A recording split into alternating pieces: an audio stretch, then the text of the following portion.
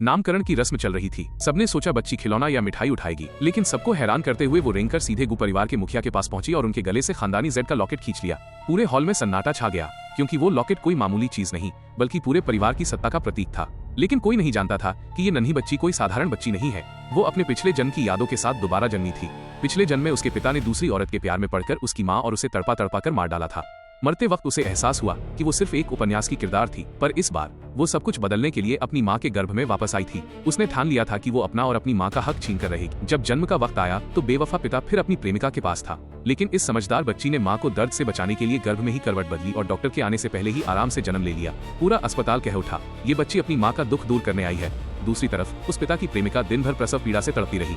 ज्यादा खून बहने की वजह से उसे इमरजेंसी में ले जाना पड़ा, जहां उसने एक बेटे को जन्म दिया। किस्मत का खेल देखिए, दोनों को एक ही वार्ड में रखा गया। जब दादाजी अपने नए पोते को देखने आए तो वो उन्हें देखते ही जोर जोर से रोने लगा।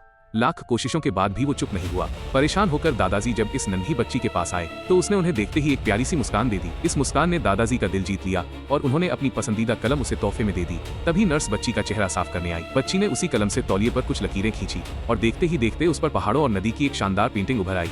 ये देखकर दादाजी खुशी से झूम उठे और बोले, ये बच्ची गू परिवार की 100 साल में एक बार पैदा होने वाली चमत्कारी प्रतिभा है। ये देखकर वो दूसरी औरत जल भुन गई।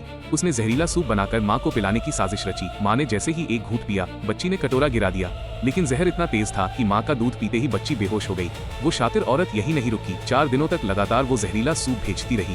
बच्ची समझ गई कि अगर अब कुछ नहीं किया तो दोनों की जान चली जाएगी। तभी दादाजी दोबारा अस्पताल पहुंचे। बच्ची ने अपनी पूरी ताकत लगाकर रोना शुरू कर दिया। अनुभवी दादाजी तुरंत भाप गए कि कोई बड़ी गड़बड़ है। उन्होंने उसी वक्त डॉक्टरों को जांच का आदेश दे दिया। उधर वो चालाक औरत अभी भी अपनी जीत के सपने देख रही है, लेकिन उसे अंदाजा भी नहीं है कि अब उसकी खौफनाक असलियत सबके सामने आने वाली है। क्या ये नन्ही बच्ची अपनी माँ को इस जहर से बचा पाएगी? इस जांबाज और प्यारी नन्ही बच्ची के अगले कदम को देखने के लिए वीडियो को लाइक और चैनल को अभी सब्सक्राइब